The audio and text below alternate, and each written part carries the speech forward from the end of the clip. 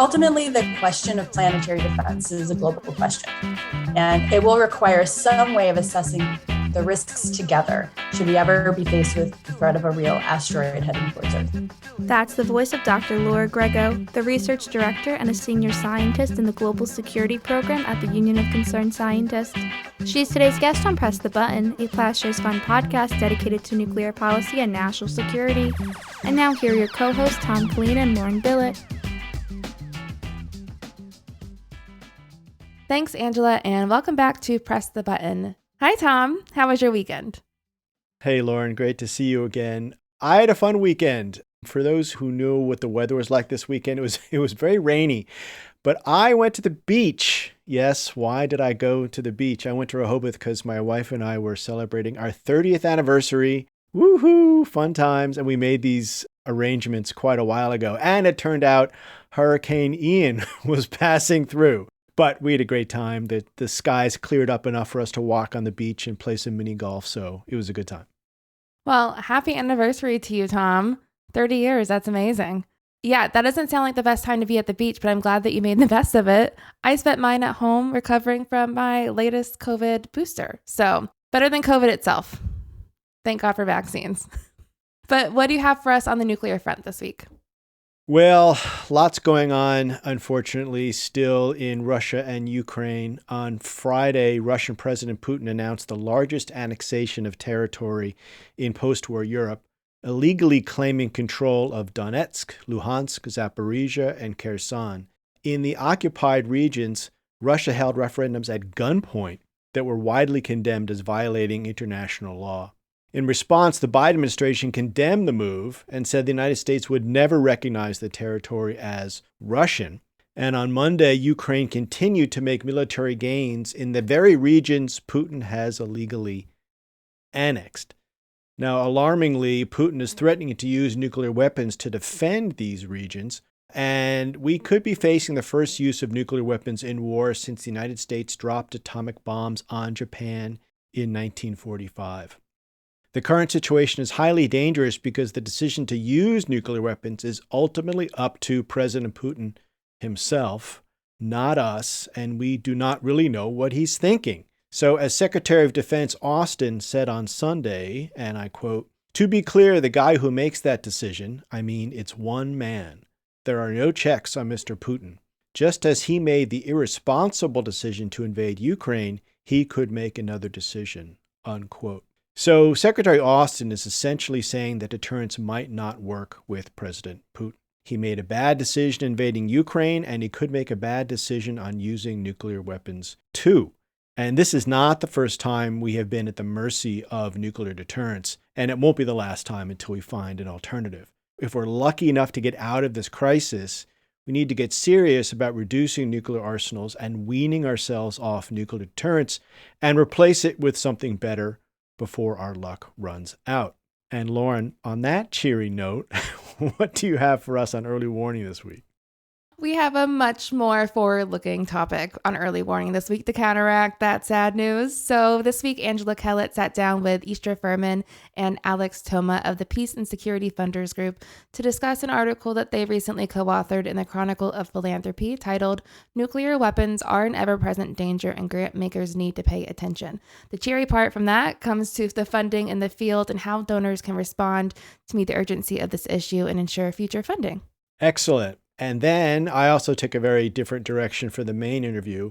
I talked with Dr. Laura Grego at the Union of Concerned Scientists. And no, we don't talk about Ukraine. We discuss NASA's recent DART mission to hit an asteroid in space, a very successful mission, I might add. This was very cool science, and it may have implications for nuclear policy, so please stay tuned. And if you like what you hear, remember to hit subscribe and leave us a rating.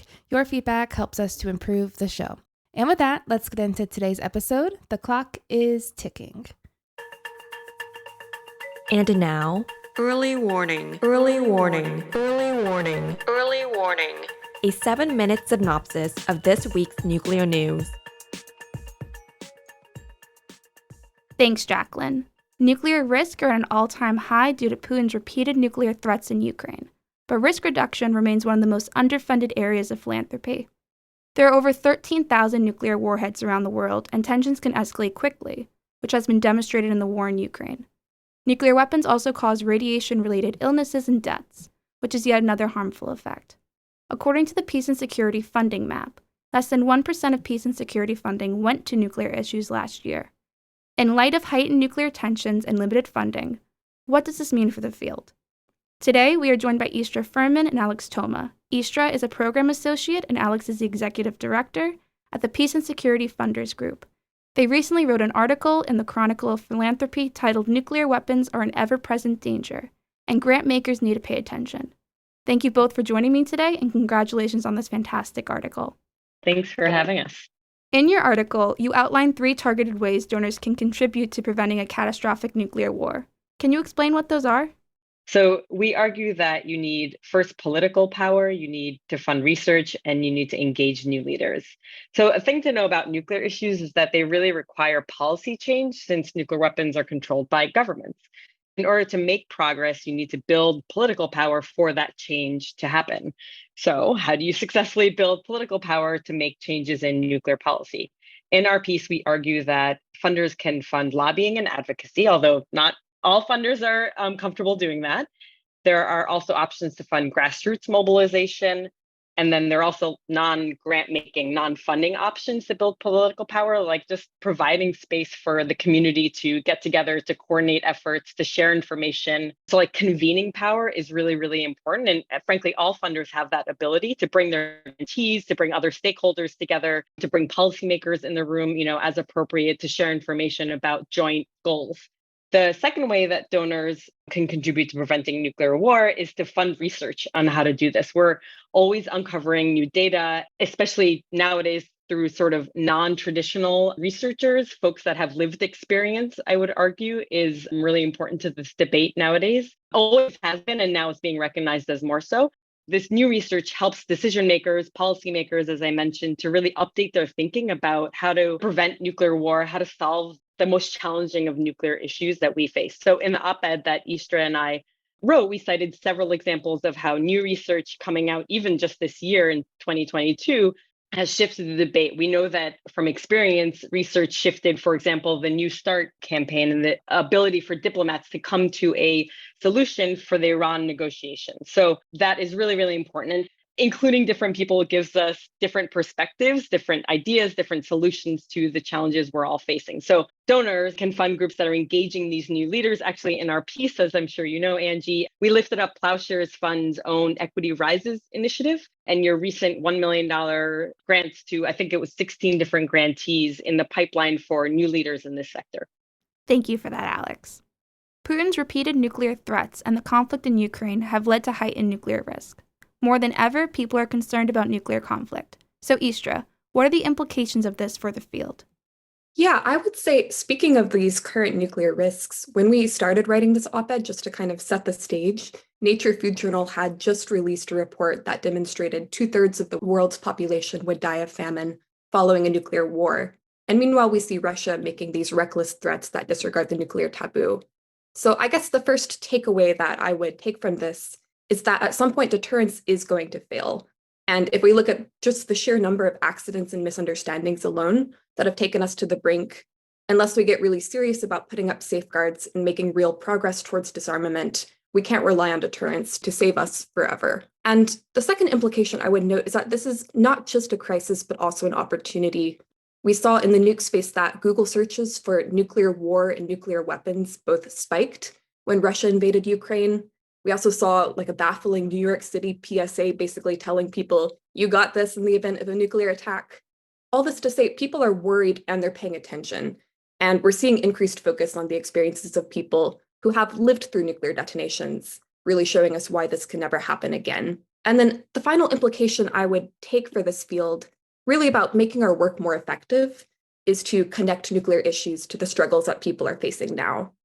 And even though I'm brand new to the philanthropic sector, I think we face many of the same challenges talking about nukes and philanthropy, as I previously did in advocacy and in organizing. Nuclear weapons at times feel not quite real, something from a past era, something that's always out there but never close to home. And so my work so far has been about trying to change that perception, spotlight the fact that nuclear weapons are killing people now, such as downwinders in the States and in Guam, and really bring it out of this theoretical headspace. And I think there's a lot of positive shifts in the field that we could point to. The Conference on Humanitarian Impact of Nukes earlier this year in Vienna, more emphasis on movement building and storytelling, such as the residency that's currently open with Bombshell Toe using creative outlets to talk about nuke issues. And we see people making connections between nukes and environmental justice and reproductive rights and other issues, including right here on this podcast. So, how should donors respond to the urgency of this issue? Fund nuclear work. It's as simple as that. As you mentioned at the start, peace and security funding is less than 1% of all philanthropic funding. Nuclear is less than that because it's a peace and security funding overall. And so there's just not enough money. It's about $400 million a year across all peace and security work. And that's nothing compared to what we just talked about, the risk of actual nuclear war, especially nowadays. So fund nuclear work, increase your nuclear funding if you're actually funding in nuclear. MacArthur is making a last 30 million investment, capstone investment over the next couple of years, and then the field will shrink. So that's another thing donors can do if they are funding nuclear, step up, increase it. I would also say conduct public education and advocacy about the importance of engaging in nuclear issues. We're all human beings. We can all write op-eds. We can all speak and organize in our communities. We can talk with our friends and family about this. As I mentioned in my answer to your first question, it's really about people taking note, and as Istra said, sort of connecting it to their everyday lives. And the only way we can do that is when we talk about this in our communities. I'll just echo points that have already been made, especially about grassroots groups and community-based groups. The people who are most impacted by nuclear weapons tend to receive the least funding. So anytime funders can reach out and connect with these communities to support the really important personal storytelling work that's happening, that's super important. I would also say, PSFG, our organization, is a space where you can share what works in funding nuclear. And something our op-ed tried to do was not add too much to the doom and gloom of this conversation and really uplift those success stories where they happen. Well, thank you so much for taking the time to speak with me and the work you guys are doing. Thank you so much for having us. Hi, I'm Jacqueline Shing, the Communications and Marketing Specialist at Plowshares Fund. Russia's invasion of Ukraine has exposed just how close nuclear escalation and nuclear war can be. To meet the urgency of this moment, Plowshares Fund has launched a donation match challenge to make the largest grants possible to those who are working every day to reduce and eliminate nuclear weapons. Right now, all first-time gifts will be matched dollar for dollar, and all new monthly gifts will be matched at their 12-month value. Or increase your giving and the full amount above your last gift will be matched. Go to plowshares.org/donate today. And thanks for listening.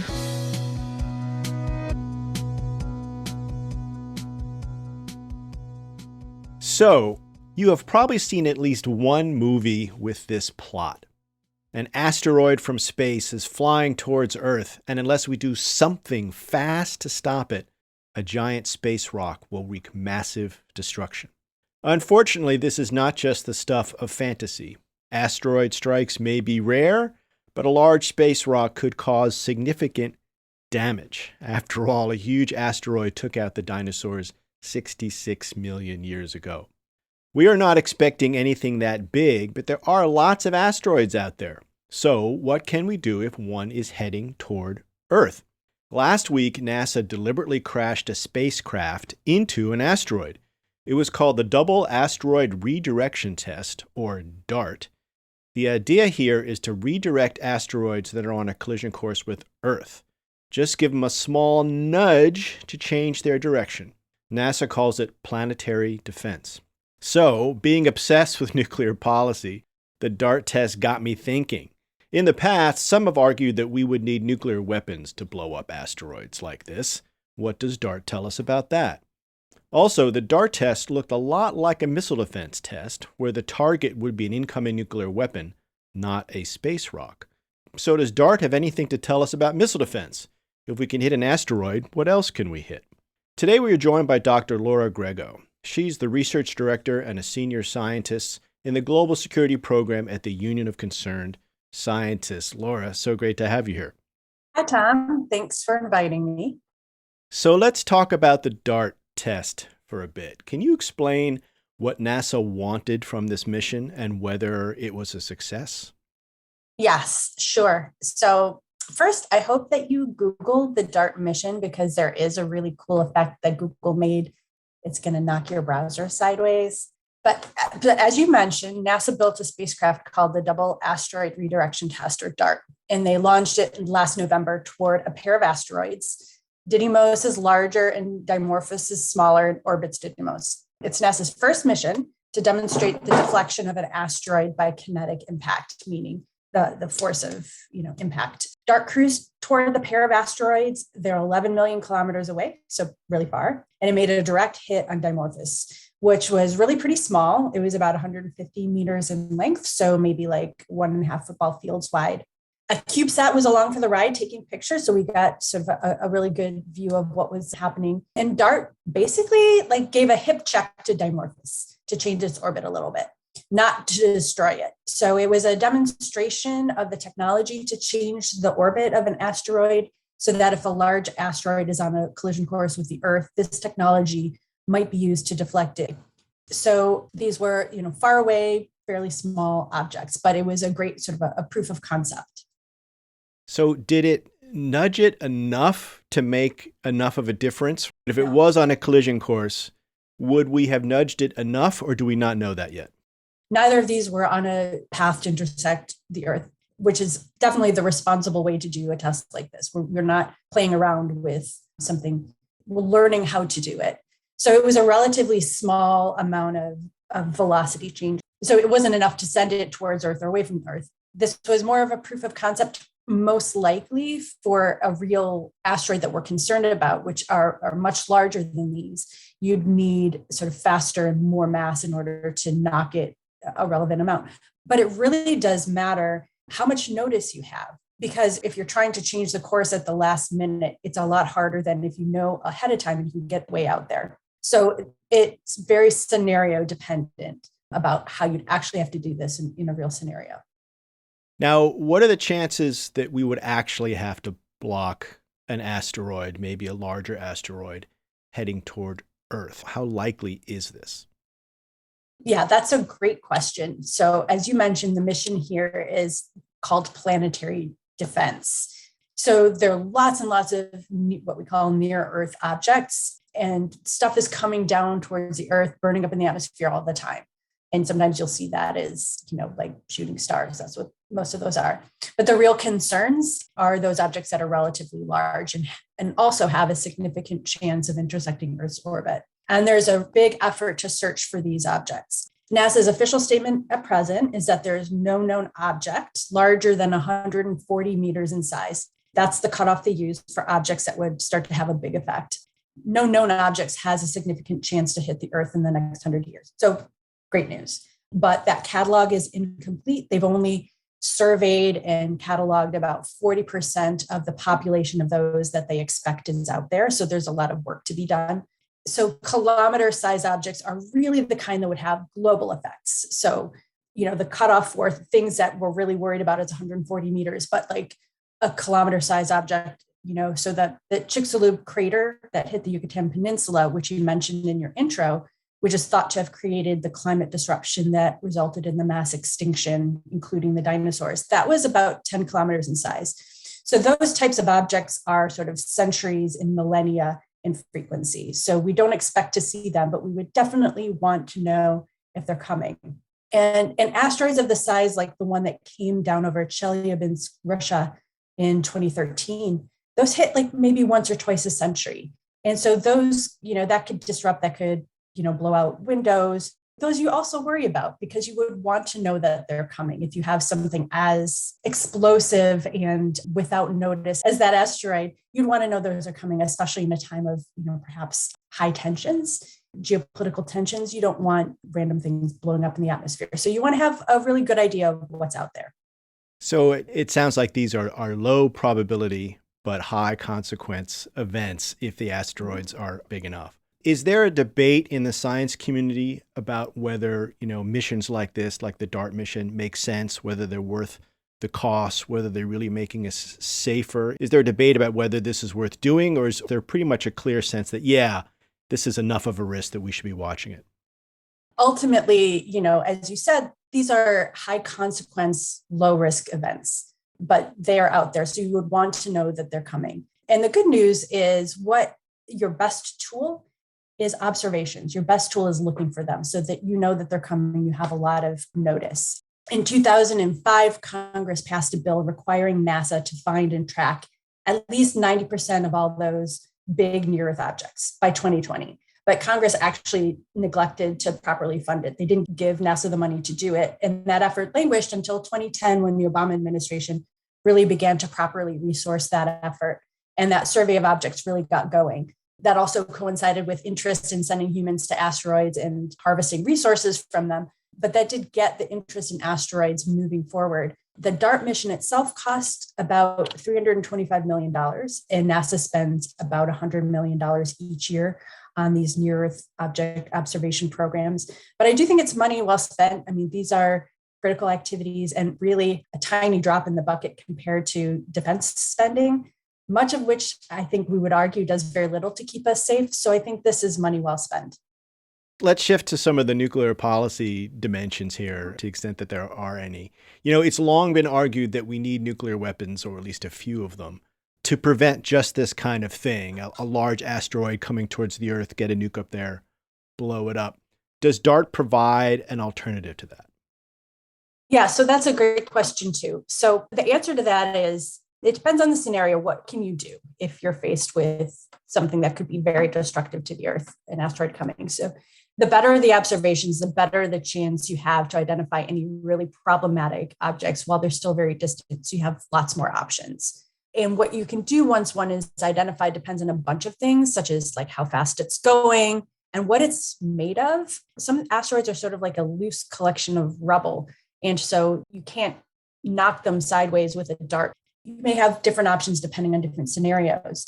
I would say, I think the DART mission gives a great proof of concept that we can do things conventionally, and you can have a success for moving Earth out of harm's way of these asteroids, once they're identified. So I would say the jury is still out which types of situations you might call for a nuclear weapon, this sort of a larger energy of a nuclear weapon. But I think the answers really, if you want to avoid doing that, really are finding these things early and doing experiments like DART so we know how to do this conventionally. And so hopefully we'll never need them. So what I'm getting from that is that if you catch this early enough, a small intervention is more meaningful, such as a conventional strike or a kinetic strike like DART. But if you catch it late at the last minute, you might need something more massive, such as a nuclear explosion. Yeah, that's the scenario. So let's switch to missile defense.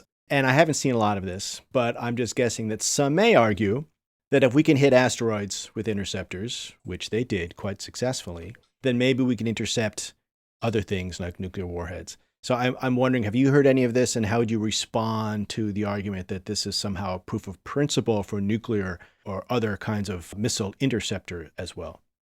Well, I mean, there are some similarities. I think people hear space and object hitting an object and quickly go to the idea of missile defense or anti-satellite weapons. But this mission was really very different. So one of the key technologies that was tested in the DART mission was the ability of the DART spacecraft to autonomously, so on its own, direct itself into the collision with its target, because they were so far away, 11 million kilometers away. So too far for anything like real-time conversations with the DART mission. It takes 2 minutes for a round-trip signal.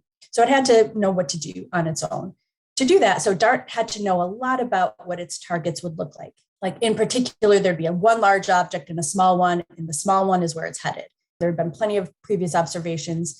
It did, rely on many years of technology development of missile guidance and control to know how to do that itself, to direct itself into its object. So I think that's the thread that connects sort of military uses in this mission. So it was building on previous technology development. But missile defenses are really different because the two hardest things about it are not hitting an object. It's really that the extremely stressing timeline for missile defense you're trying to catch a nuclear weapon, so the stakes are enormously high. You get one chance, and it has to be done within 30 minutes because that's sort of the time scale of an ICBM. So you get it with very little notice, have to be successful within 30 minutes. And you have an adversary that is doing everything it can to defeat you or confuse you and put lots of different objects you'll have to sift through to find the right object. So the hard things about missile defense were not present in the DART mission. So I don't think that there bears relevance to the missile defense question really at all. Now, I'm wondering if you expect other countries to conduct tests like this, and if we're starting to see more of these kind of tests, is there anything that's going to happen that might affect space security? In other words, are there concerns here? For example, could we redirect something that's not on an Earth collision course onto an Earth collision course? Or are we creating space debris, that kind of thing? Are there any things we should be worried about with these kind of DART tests? Yeah, thanks, Tom. That's a great question. Ultimately, the question of planetary defense is a global question, and it will require some way of assessing the risks together should we ever be faced with the threat of a real asteroid heading towards Earth. In such a case, we would want the world's best minds, not just one country, and an inclusive decision-making process so that we make sure that what we plan to do to defend the Earth works, and whatever we do doesn't make it worse and doesn't deflect it in the wrong direction. I think that would be sort of an important principle for actual planetary defense. Our structures don't really support a really great, inclusive international conversation on hard subjects, but planetary defense actually maybe is one place where we can all agree we all have a great stake, and that may be a great place for these conversations to happen. So actually, I think it's an interesting sort of positive place where we might expect space security, people interested in space security to come together and human security to come together. That would be my optimistic hope. Last question. As a scientist watching the DART test, how cool was this? It seemed pretty cool to me watching the video of the interceptor hitting the asteroid. How cool was this? How impressive was this in your view? Oh, it's so cool. It's amazing. I'd love to see things work like they're designed. I like that they included, the ability for, this ride-along CubeSat to take video, and you could, we had lots of different views from the new JWST telescope and the Hubble, being able to just look at this happening. I thought it was so cool. I'm glad when we have these scientific successes. I loved it. Laura, thank you so much for being here. It was a very exciting thing to watch, the DART tests, and it's nice to have a success every once in a while. I'm sure the scientific community really is enjoying that. But again, thanks for being here and thanks for all your work. Thanks, John.